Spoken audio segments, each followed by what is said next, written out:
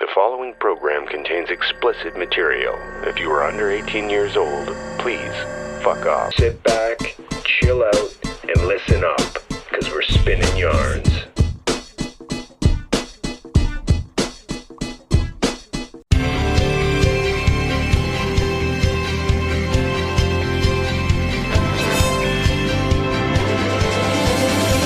This is Jeopardy! Let's meet today's contestants. A software sales executive from Coral Gables, Florida, Allison Means. A bartender, originally from Toronto, Ontario, Canada, Drew Fox. And our returning champion, a biotech project manager, originally from Hyannis, Massachusetts, Dennis Chase, whose one-day cash winnings total $25,900.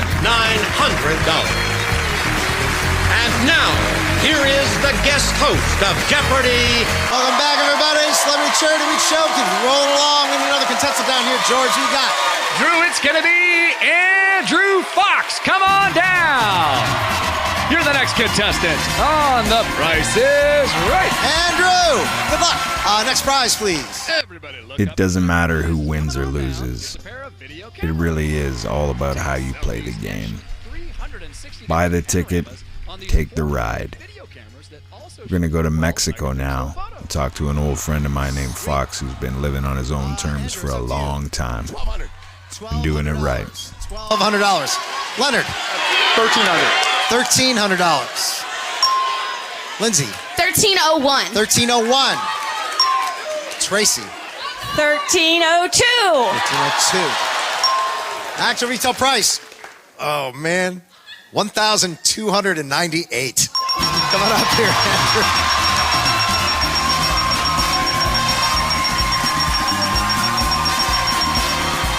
What's up, man? Welcome to the show. How are you? I'm fantastic. It's my birthday. It's your birthday. Happy birthday. Hey, Jack, it's his birthday. Birthday boy. Birthday boys are lucky, man. We got a pretty good prize for him, too. Go ahead, George. There you are. Here you are, eh? And there I am. All right. What's up? How you doing, Joe? It's been a while. Long time, man. It's nice to see you. Yeah, you too, dude. How you been? But, you know, I've been every way. Since I've seen you, I've been through the ringer. I'm well now. I'm all right. Yeah, you're like a married family man now. Well, yes, I am. Yes, That's yes, good I for am. you, man. We got two girls. They're at karate right now. Ooh, both of them. Yeah. Well, no, one of them's Nice. going. The other one has to go and watch to support because It's also nice though. yeah. So tomorrow the little one will go and support the older one at swimming. They gotta participate. You know, they're the cheerleaders. Good. That's fucking great. Yeah, man. Fucking tell us who the hell you are and where in the world you're at. Well, hi, I'm Drew Fox. I am in Mexico right now. I spend about half my year here in Playa del Carmen on the Caribbean coast. And then the other half of my year I spend in Los Angeles for my job, and I just kind of go back and forth. You poor thing. You poor I know, it's thing. terrible. It's terrible. All right. My long lost brother, Yeah, Fox, man. It's been a while, dude. I'm trying to think of the last time I saw you, and I think it was on like a streetcar. Like, Yeah, that's the last time I saw you. You Yeah, were just coming back from journalism in like Halifax or something. It was before even Three Tards. yeah, that would have been like 2001, 2002. This is like fucking over. Just like 22 years ago, man. That's fucking crazy. Yeah, I'm man. old. What the fuck happened? We survived. We look exactly the same too. I don't know. I don't know. I think we may look a little older. I don't know. Don't fucking burst my little bubble here, man. No, you look good. You look well. You're smiling. You're looking good. You got some gray in your beard. That's a trophy, you know? Yeah. Well, the hair too is starting to go that way. So Hey, that's all right. That's Yeah. all right. Yeah. So I know you from Toronto, from what? Punk, like street culture, punk rock. 95 maybe. Yeah. 94 or something in that. Yeah. Vicinity, you and your brother, yeah. Right around there. I met you all at the same time, like Tags and Star and all you guys. Like, You still keep in touch? I keep in touch with Tags. He was coming to visit me when I was working in Toronto. Try and keep in touch with him. I keep in touch with Star pretty much the best out of everybody. Yeah, I see. Well, I was dating Emily for a while, and that's the last time I saw Star. I was living with Emily in Parkdale Okay. a couple years ago, and Star came. We went out for karaoke. I see Star like, I don't know, once a year, every couple of years. Yeah. Yeah. Yeah, I don't keep in touch with a lot of people from back then, but there are a few. Yeah, there's some people that I completely fucking despise. Like, why would I keep in touch? Yeah, You know? there are quite a few of those. Yeah. Too. But there's some good old homies for sure. Like,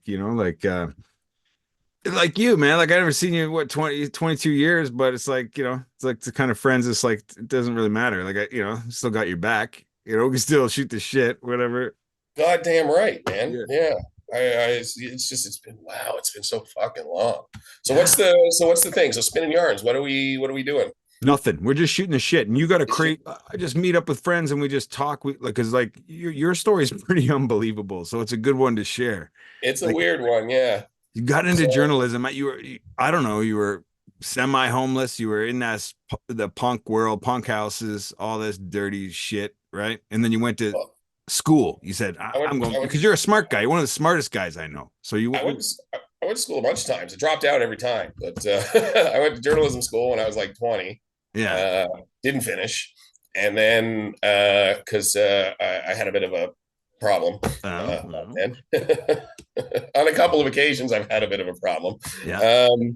And then I went to radio broadcasting school in Humber, and then I dropped out of that because the three chart started to take off, and so we needed to tour and shit. So I was for anybody else watching, I was in a punk band for a while. We had kind of a little bit of a run, and then I went to university for poli-sci in Newfoundland, and then that I just left because I don't know. It was just at that point I was like 30, and it was just working full time and going to school, and it was just I just wasn't into it anymore. And now I just tell people I got my degree, and people believe me. So just lie like everybody else. But nobody fucking checks.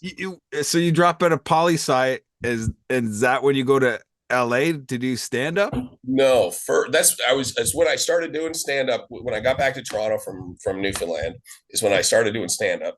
And I was working at Fillmore's at the strip club.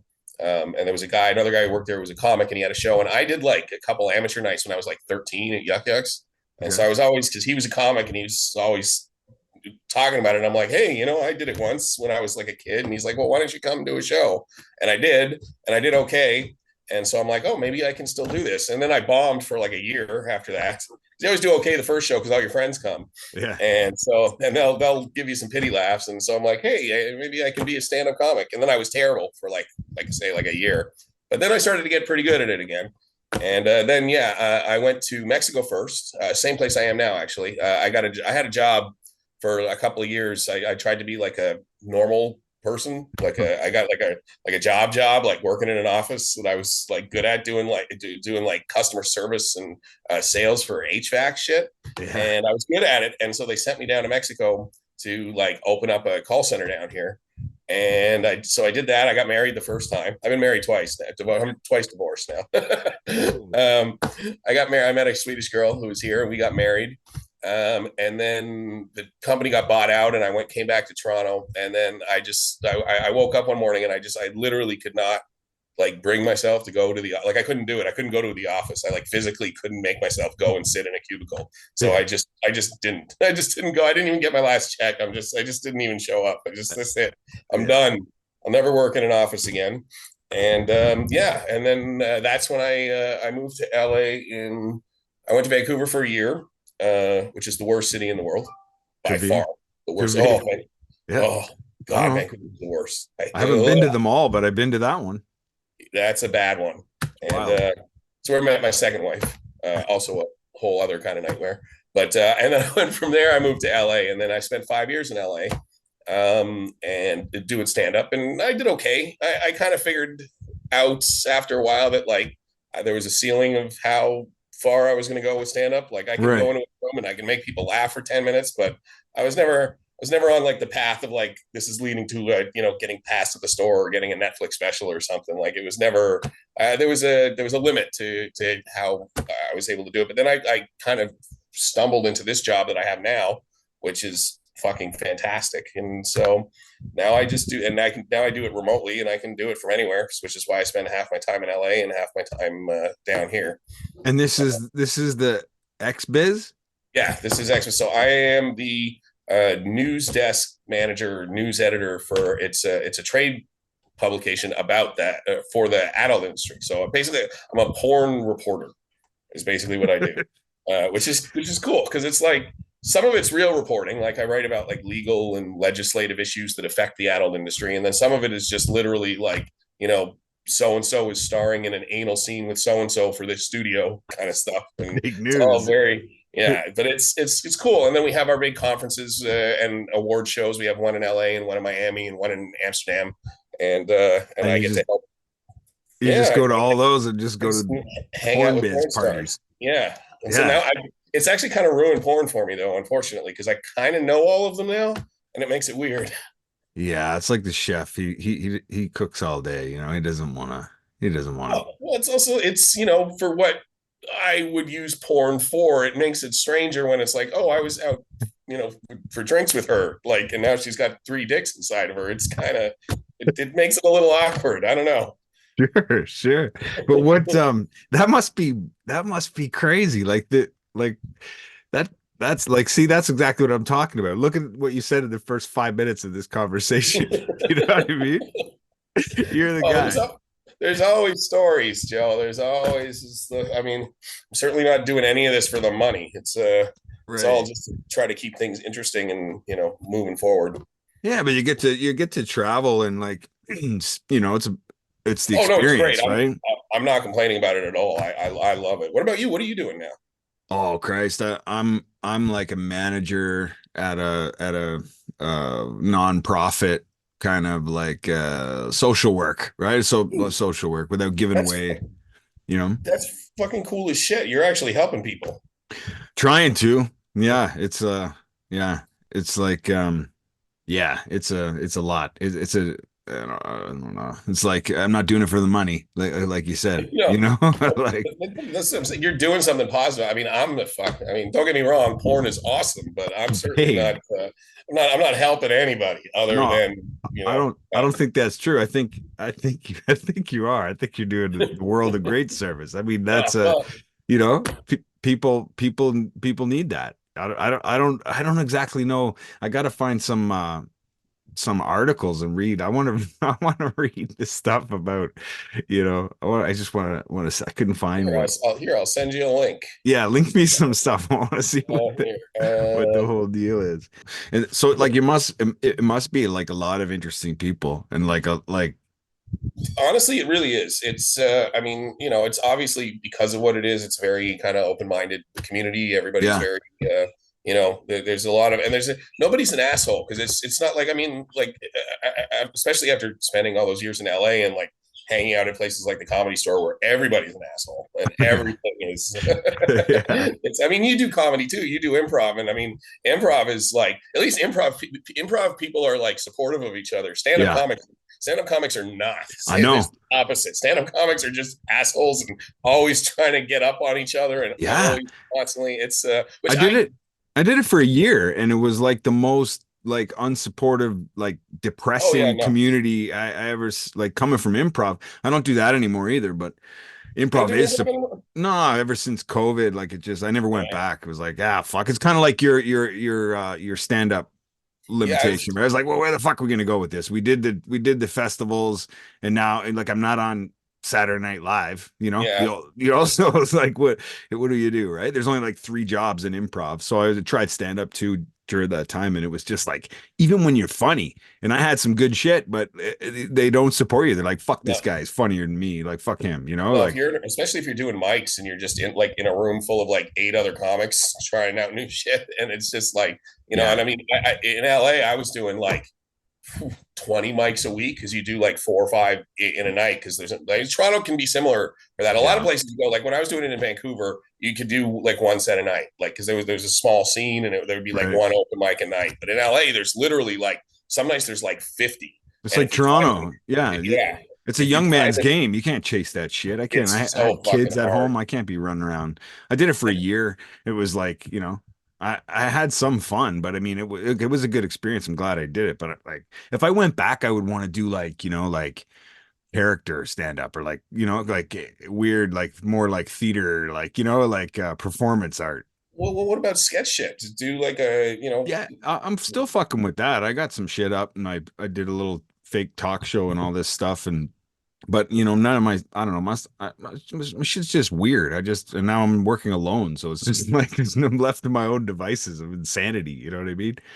I don't know. It's I go back to LA in a month, April 1st, and I'll be there from April through August. And the house that I stay in, that I rent a room in LA, it's a house full of comics. It's like 4 other comics, and it's and we'll do some shit while we're there. We'll record some stuff, and we'll and so that's where I can still get that out a little bit, because that's the thing. Like I say, what I discovered is that like stand up, I'm okay, but like I can write very well. Yeah. So I've this thing I've kind of moved into is now I like help other comics with like if they're trying to put together like a pilot for or a sketch to pitch for something. Yeah, I'm punch good it up. at like how punching up, and also just like structuring, and I can pump out like 40 script pages in a couple of hours. It's like I just have in formatted. So it's that's kind of where I've moved into is like helping funnier people be funnier. That's amazing. That's I mean, that's it keeps my toe in the game, I guess, a little bit. And, yeah. Do you ever like film any sketches or do like shit like that? I don't know.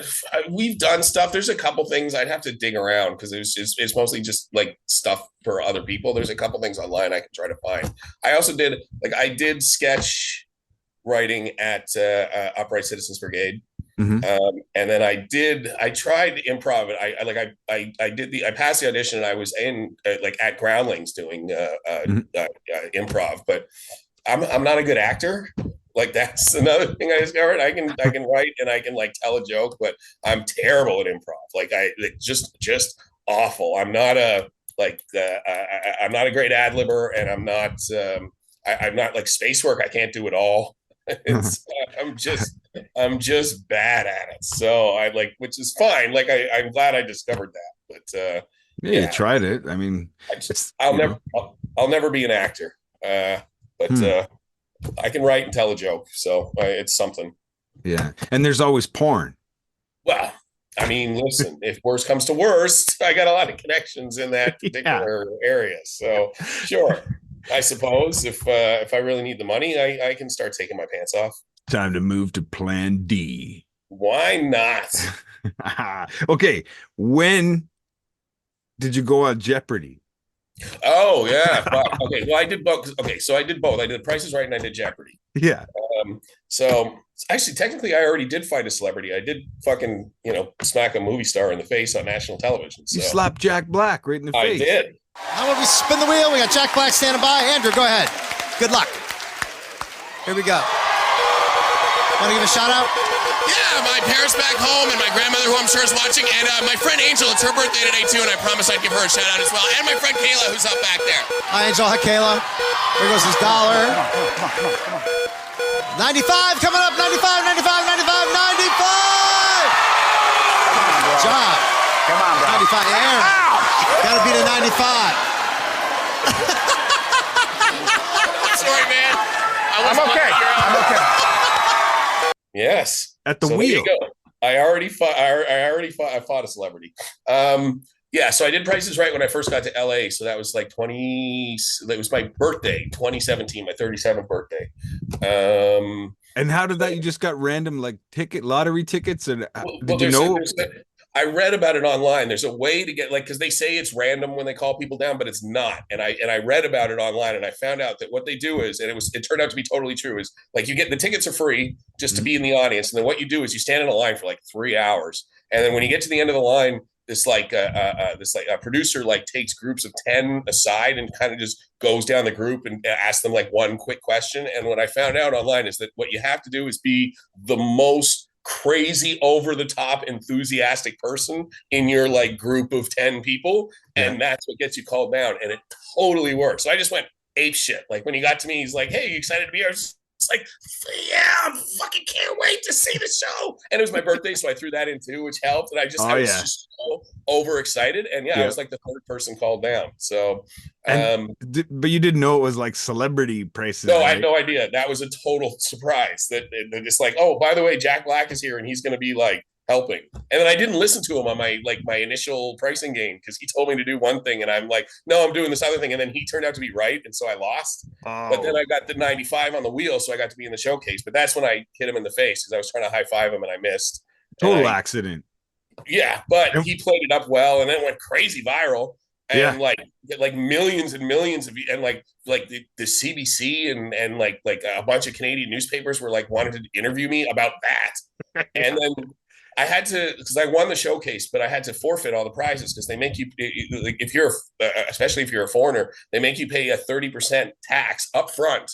So for like my supposed like $30,000 worth of prizes that I won, which by the way is total bullshit, because it was like they valued like 2 round trip coach tickets to Argentina at $10,000, which is ridiculous. And then I would have had to pay like 30% tax on that. So to collect all my prizes, I literally would have had to like hand them a check for 14 grand, like on the spot.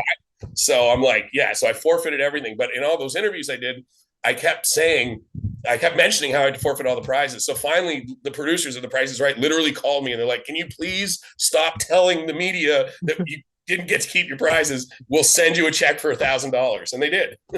Well, that's something. $1,000. Meanwhile, I'm still here telling you. So maybe they'll send me more. We're telling the truth. The lies. Then, fuck them.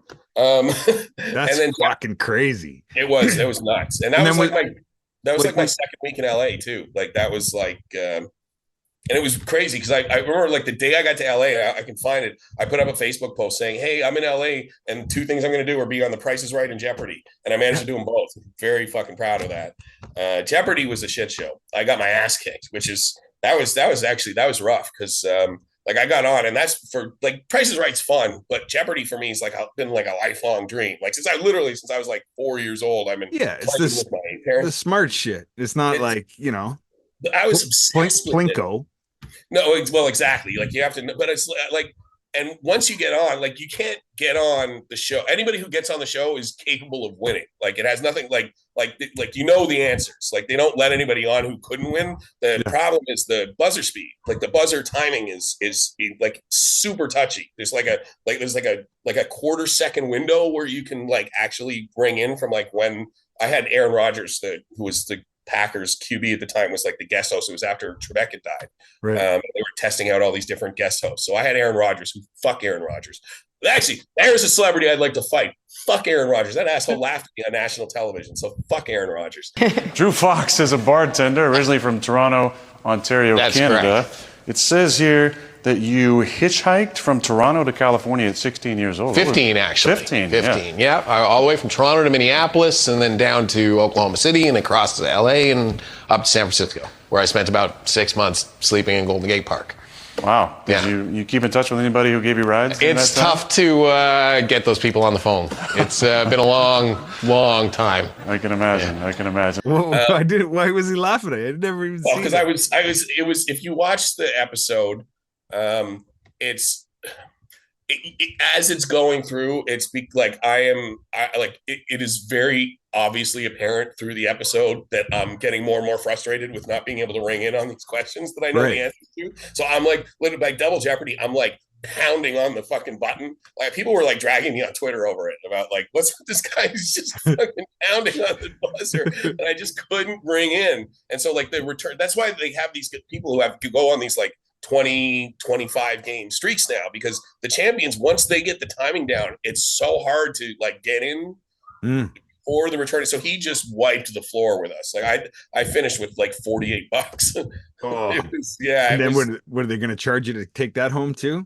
No, they give like, because like second place gets 2,000, and third place gets 1,000 minus the tax. So they gave me a check for like $700, but it's still like it was just like it kind of ruins you. Like I still have trouble watching it now. Like, and it was like my favorite show, and I'm still and for like this first 6 months after, because for me that was like my Super Bowl. Yeah. And I just choked so badly. It was like I couldn't watch Jeopardy. I couldn't watch things that Jeopardy was like showed up in, like a Simpsons episode with Jeopardy in it, or like the Cheers episode with Jeopardy, or like White Men Can't Jump, or like I couldn't have anything to do with that show. It was just so horribly depressing. Such a hit.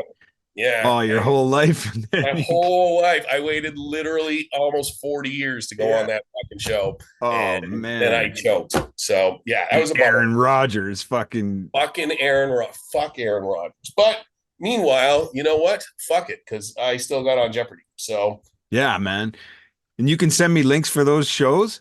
You have that? Yeah, I have links for both. Yeah, I'm gonna put some clips up in this too. That's fucking outrageous. Yeah. Well, so you're $1,700 up for playing two of the biggest game shows down there. But again, it's it's never about the money. It's just about the fun of doing it. And, I mean, The Price is Right.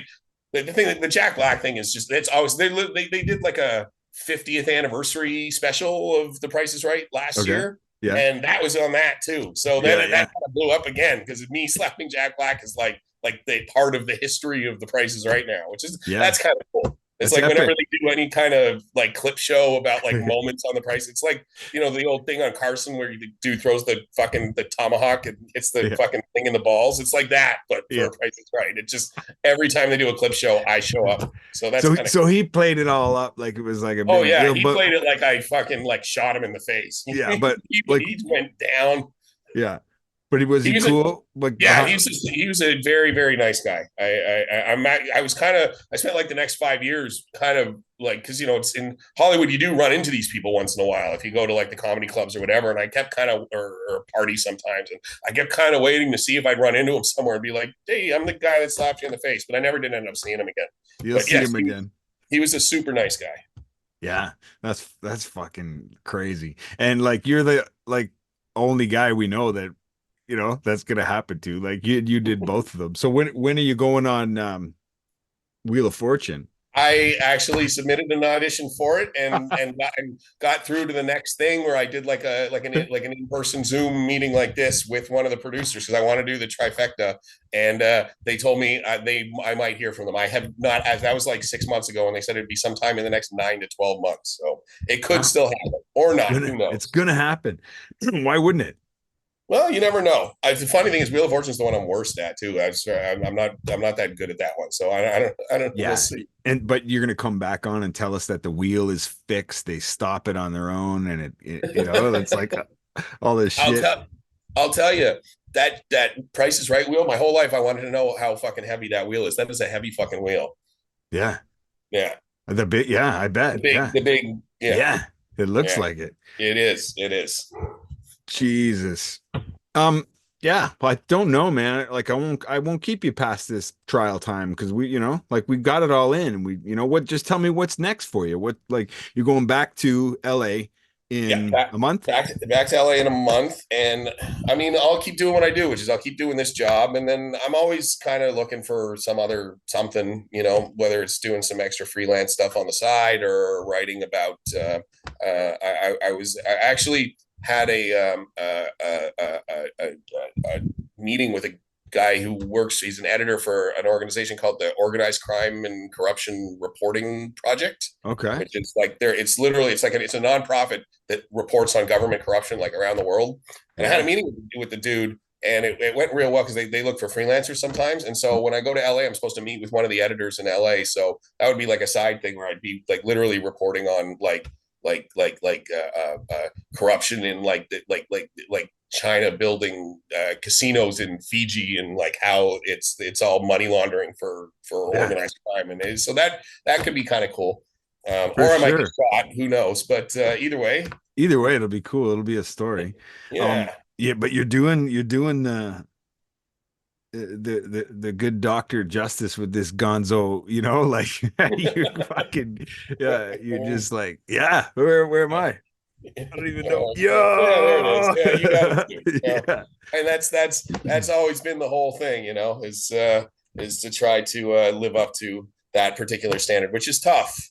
Yeah, but you're living it. You're doing it. You're gonna keep doing wild things too, because that's your nature. You're just wild at heart. I try to lay off the drugs a little more than he did, but yeah.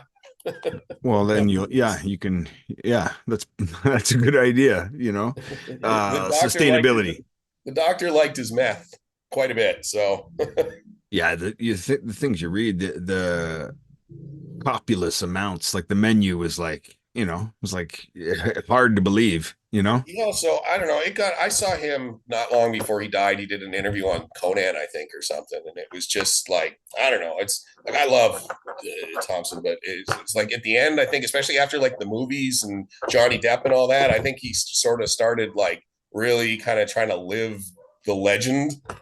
And it's just like his later writing had kind of gone a little down. Like, I think he sort of was trying to be like, the Raoul Duke character, as opposed to, like the reporter who kind of lived like that. And I don't know, he was almost incoherent in that interview. And then obviously, then he did like the I'm going to go out like Hemingway thing, which was also, kind of sad. But I was surprised.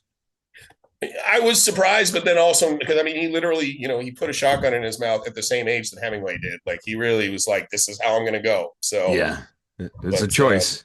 It was a choice. It was, the guy used to retype Hemingway books when he was younger to teach himself how to write. So I kind of get the, like, this is what I'm going to do. But on the other hand, I would have been nice if he was still around. I would have liked to have met. Fuck yeah. I really would have liked to have met him. And I think now I'm in a career where it might have been possible too, if he was still around, but for sure. Reporting on some crazy, like adult film awards thing. I could see him there doing, he like picks up the sure article for Rolling Stones or, some bullshit.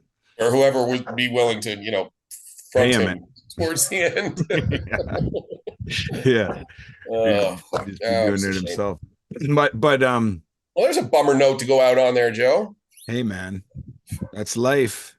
Yeah. That's life. You take the good with the bad, right? You can have a wild ride, and then it might not end well. But I think, for a couple of old vets like us, I think we're going to be all right. I think we're going to settle into the Silver Fox era, comfortably. Well, you got the next generation on the go. As far as I know, do not. Although I suppose it's possible. There might be a couple out there, but as far as I know, I do not. So that's totally going to be part of your story. You're going to get that knock on the door. That's the perfect. Listen, that is the perfect way to be a parent. Is that they show up when they're already 20 and raised and normal, and it's 100% not my fault. Yeah, because I didn't know, and it's just like, hey, by the way, you don't have to change any diapers. You just get like a son who's like an accountant or something. And it's like, hey, how you doing? Now let me give you a real reason to hate me. You can stick around, kid. Yeah, there's lots of those. Lots. Who knows? But what I hope you're getting to the beach and living it up while you can. I'm sure. I try. I tend to take it for granted. I'm still me. I still tend to lock myself in a room for weeks at a time and not do shit. But I try to take advantage of the fact that I'm in this place. It's Tulum's not far away, and I went to Aqua. I did not get to see the turtles, unfortunately. Oh shit! Yeah, we postponed the interview because you were going to go. We went and it was they limit the number. It was by the time we got there, it was too late. They limit the number of people that they let because it's like there's like a limit to the number of people they let go out and swim with the turtles because it's like it stresses them out after a while. So no gringo. Yeah. So we just went to the beach instead, which it's not like that was bad, but I didn't get to swim with the turtles, which was kind of a bummer. Damn, you're gonna have to just like break into the aquarium. Ripley's coming next time you're in Toronto. We'll swim with the turtles. Yeah, and we'll soar with the manta ray. I haven't been. Have you been? I haven't been to that yet. I was in there. Yeah, it was pretty wild. Yeah, I'd like to check it. I don't know. It's every time I haven't been. I was in Toronto. The last time I was in Toronto was last April. I was there for like 2 weeks to visit my folks, and I don't know, man. I'm kind of over Toronto. Yeah, man. I loved it for years, but it's really not the city that it was. It's just nothing that I used to love is still around. Everything's just gone. It costs a goddamn fortune. They sold out the infrastructure. They sold out the community. It'll never grow back. It's just it's the TTC is completely broken. A night out at a restaurant, and not even a fancy restaurant, like a regular restaurant with two people for like and a few drinks, is like a $200 night. It's fucking crazy. Yeah, it's gone. But that's why I live in Hamilton. Oh, you in Hamilton now? Yeah, I've been here for 10 years. I hear Hamilton's starting to go pretty pricey as well. Yeah, and plus it's on fire. It's like, Detroit here a little bit. Like old Detroit, Yeah. It's burning. Yeah.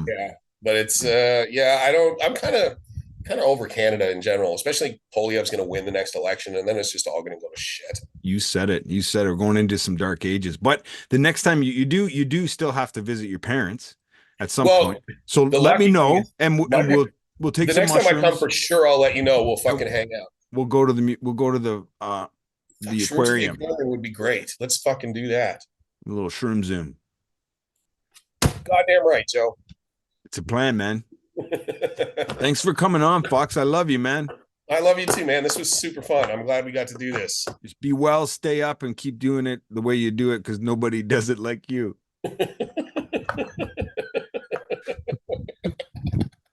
I hope that's true. Fuck. Well, stay in touch, man. Yeah, send me those links for the shows. I want to put some clips in. I will. I'll send them right now. Be good. Stay safe, eh? Thanks, Joe. You too, man. Peace. Have a good one. Andrew, we're going to start with you.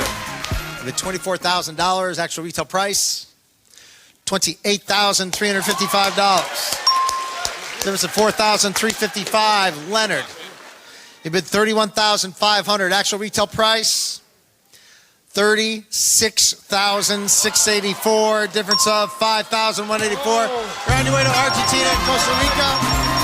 Man, good trips. Andrew won $29,653 of the prizes. Good for him.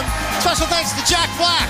What about it for Jack Black? Applaud at home for Jack Black. He won $73,513 for his charity, for the Society of Women Engineers. Congratulations, you guys.